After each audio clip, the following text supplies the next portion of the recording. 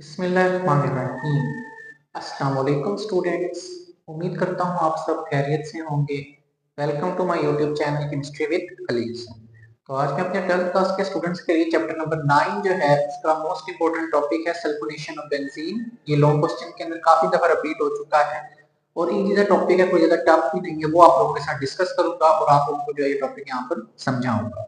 तो आप लोग जो है मेरे साथ साथ इस टॉपिक को जो है वो नोट डाउन करते जाएं। और दूसरा ये है कि आप अपने साथ कोई जूस या पानी वगैरह की बोतल लेके बैठा करें ड्यूरिंग स्टडी, ताकि ड्यूरिंग स्टडी आपको जब भी कोई प्यास वगैरह महसूस हो या आपकी एनर्जी डाउन हो तो आप लेज वेज और ये चॉकलेट बिस्किट वगैरह आपके पास मौजूद हो वो आप खा सकें। क्योंकि पढ़ाई करते हैं जो है ना भूख वैसे ही बहुत ज्यादा लगती है, मुझे तो खैर बहुत ज्यादा लगती होती है, आप लोगों को पता नहीं आप लोगों को भी लगती होगी। तो ब्रेन जो है वो कंटिन्यूसली जो है वो एनर्जी की कंजप्शन कर रहा होता है, पूरी बॉडी हमारी एनर्जी इस्तेमाल कर रही होती है।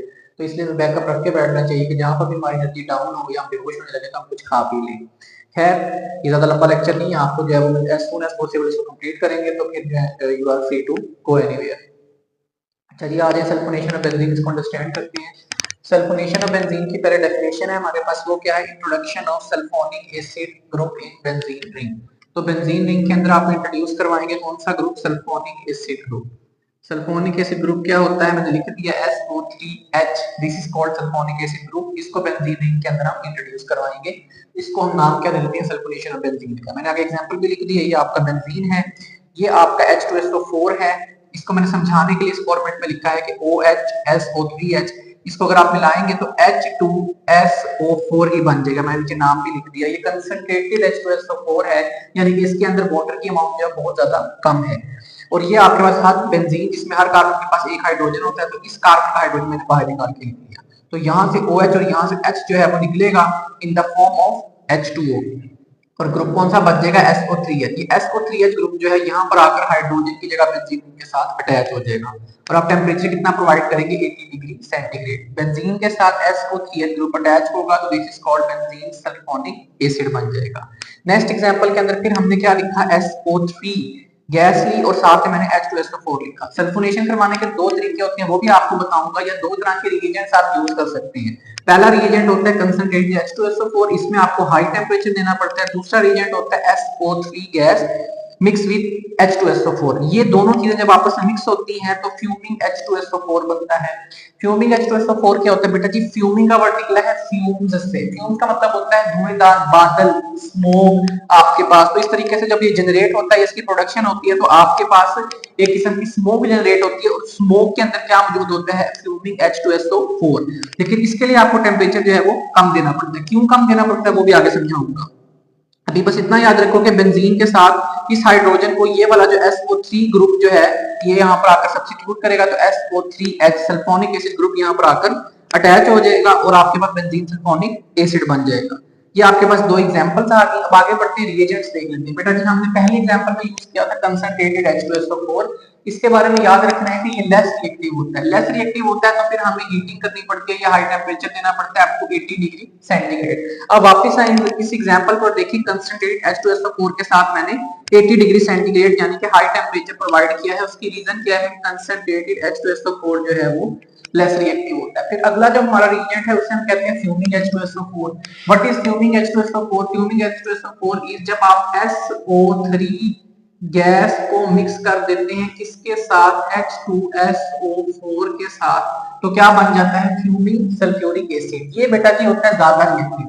ज्यादा रिएक्टिव होता है तो इससे रिएक्शन रूम टेम्परेचर पे भी हो जाता है, यानी कि 25 डिग्री सेंटीग्रेड पर रिएक्शन हो जाएगा। आपको एक्सटर्नल हीट जो है वो प्रोवाइड नहीं करनी पड़ेगी। तो यहाँ पर अगर आप देखें कि SO3 और H2SO4 को जब हम मिक्स करेंगे तो फ्यूमिंग H2SO4, यहाँ पर टेम्परेचर हमने कितना दिया? 25। रीजन क्या है कि फ्यूमिंग H2SO4 ज्यादा रिएक्टिव होता है। फिर आगे बढ़ते हैं, इलेक्ट्रोफाइल देखते हैं। इलेक्ट्रोफाइल बेटा यहाँ पर यूज होगा वो सल्फर ट्राइऑक्साइड। फॉर्मूला क्या होता है? सल्फर SO3, यानी कि ट्राई का मतलब तीन, ऑक्साइड का मतलब ऑक्सीजन। तो तीन ऑक्सीजन के एटम सल्फर के साथ अटैच होंगे तो आपके पास क्या बन जाएगा? Sulphur try oxide. आगे मैंने जो है उसका फॉर्मूला भी लिख दिया, स्ट्रक्चर भी राइट कर दिया उसका।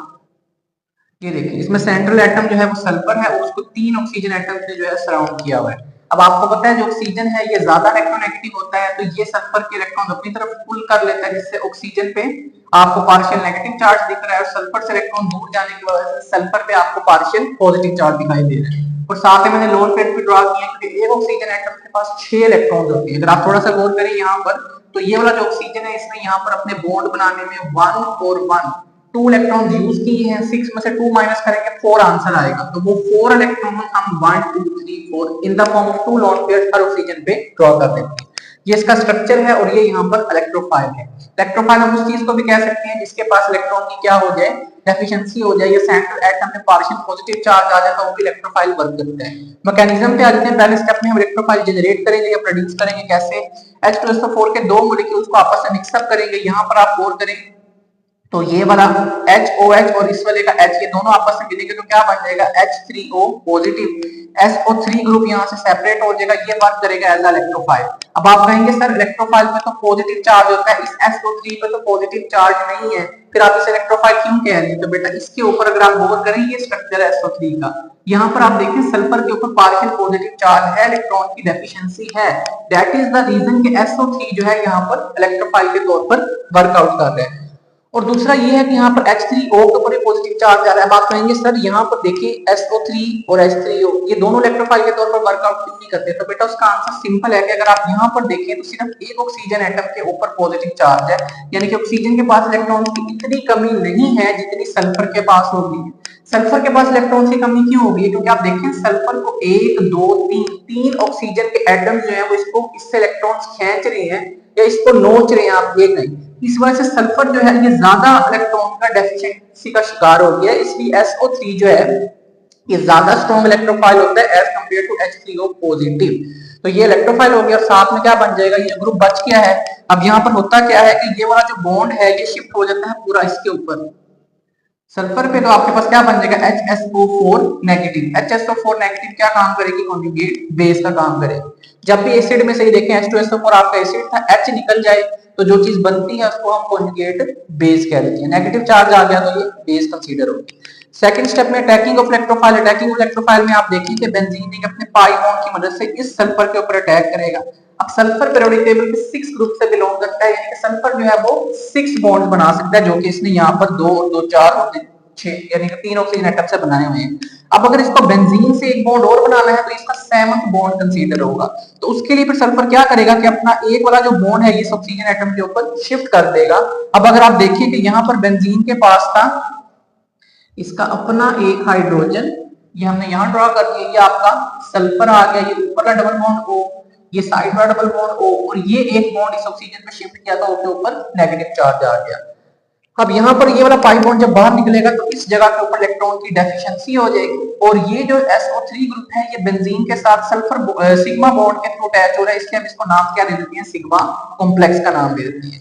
अब बेंजीन रिंग के ऊपर जब पॉजिटिव चार्ज आता है it is a sign of instability, यानी कि बेंजीन रिंग अब हाईली अनस्टेबल हो गया है। अब इसको अगर स्टेबल होना है तो यही वाला बॉन्ड दोबारा इसको अंदर की तरफ शिफ्ट करना पड़ेगा। देखिए कि नेक्स्ट स्टेप में डीप्रोटोनेशन होगी। डी का मतलब रिमूवल, प्रोटॉन का मतलब H पॉजिटिव, एशन का मतलब प्रोसेस। ऐसा प्रोसेस जिसमें H पॉजिटिव रिमूव हो उसको डीप्रोटोनेशन कहते हैं। ये वही वाला स्ट्रक्चर उठा के जो सिग्मा कॉम्प्लेक्स का था वो हमने आगे राइट कर दिया है। आगे देखिए यहाँ से हाइड्रोजन को निकालने के लिए हमें कोई ना कोई बेस चाहिए होगी। बेस कहाँ से आएगी, हमने पहले स्टेप के अंदर ये देखिए HSO4 negative conjugate base generate की थी, यही आगे यूटिलाइज हो जाएगी। अब ऑक्सीजन अपने नेगेटिव चार्ज की मदद से एक्सेस इलेक्ट्रॉन्स की मदद से इस हाइड्रोजन पे अटैक करेगा, ये वाला बॉन्ड शिफ्ट हो जाएगा बेंजीन रिंग के अंदर। तो बेंजीन के 1 2 3 ये देखिए 1 2 3 ये 3 पाई बॉन्ड्स बेंजीन के कंप्लीट हो जाएंगे। ये था बेटा जी आपके पास HSO4, इसमें एक हाइड्रोजन और ऐड करेंगे तो ये क्या बन जाएगा H2SO4 यहाँ पर जनरेट हो जाएगा। तो ये बेंजीन रिंग के साथ आप देखें SO3 ग्रुप अटैच है, लेकिन अभी भी ऑक्सीजन के एक एटम के ऊपर नेगेटिव चार्ज है। तो नेक्स्ट स्टेप में इस नेगेटिव चार्ज को हमें खत्म करना है, क्योंकि अब आपके पास बेंजीन है वो तभी ज्यादा स्टेबल होगा जब उसके साथ मौजूद जो ग्रुप है वो भी न्यूट्रल हो। अगर ऑक्सीजन पे नेगेटिव चार्ज है तो इट मींस वहां पर आपके पास रिएक्टिविटी इंक्रीज हो गई है, वो ग्रुप उतना ज्यादा स्टेबल, वो बहुत ज्यादा जो है आपके पास अनस्टेबल हो गया, किसी और से रिएक्शन करेगा। अब ये देखिए रिएक्शन मजीद होता है कि प्रोटोनेशन होती है नेक्स्ट स्टेप में। प्रोटोनेशन का मतलब प्रोटॉन को इनटेक करना या H पॉजिटिव को अपने साथ मिलाना। H पॉजिटिव कहां से आएगा, ये देखिए पहले स्टेप में हमने H3O पॉजिटिव जनरेट किया था। यहाँ पर आप देखिए ऑक्सीजन के ऊपर जो है ना पॉजिटिव चार्ज था, ऑक्सीजन के ऊपर पॉजिटिव चार्ज तब आता है जब ऑक्सीजन अपने साथ अपना लोन पेयर यूज कर लेता है और 2 हाइड्रोजन की जगह तीसरा हाइड्रोजन अपने साथ मिला लेता है। तो H3O पॉजिटिव जो था ये भी आपके पास अनस्टेबल था, तो ये क्या करेगा, कि यहाँ से ऑक्सीजन अपने नेगेटिव चार्ज की मदद से इस H को कैप्चर कर लेगा और ये वाला बॉन्ड दोबारा ऑक्सीजन पे शिफ्ट हो जाएगा।